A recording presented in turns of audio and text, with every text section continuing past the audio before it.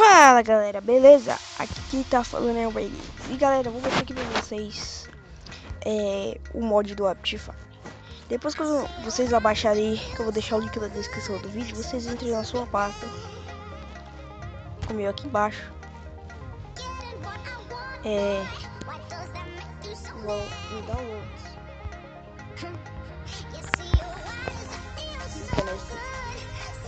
Clica esse aqui, ó.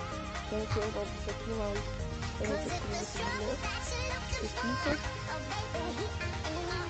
extrai ele.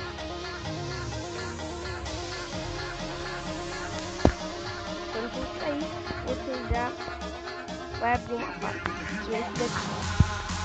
Como eu já tinha extraído, não deu certo. Essa pasta aqui, galera. Depois disso, quando você extrair e fazer todos esses negócios, vocês entrem no Blockflower. E também, galera, eu vou deixar o link do Minecraft na descrição. E galera, esse Optifine diminui os lags quando você entra no seu.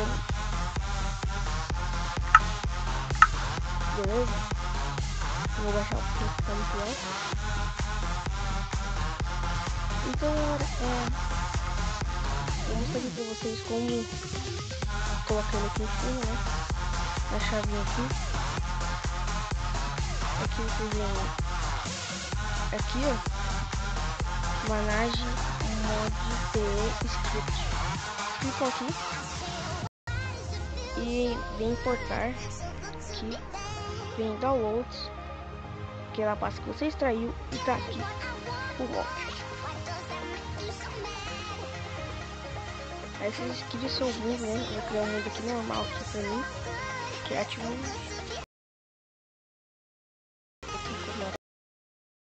Então eu vou esperar porque ele tá carregando.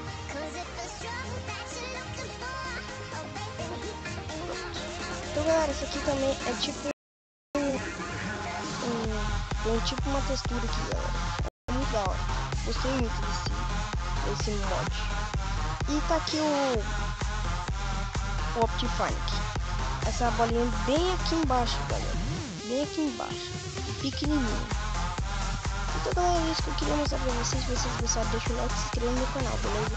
E o link do Minecraft tá na descrição, e do Blockflower e do mod, beleza? Então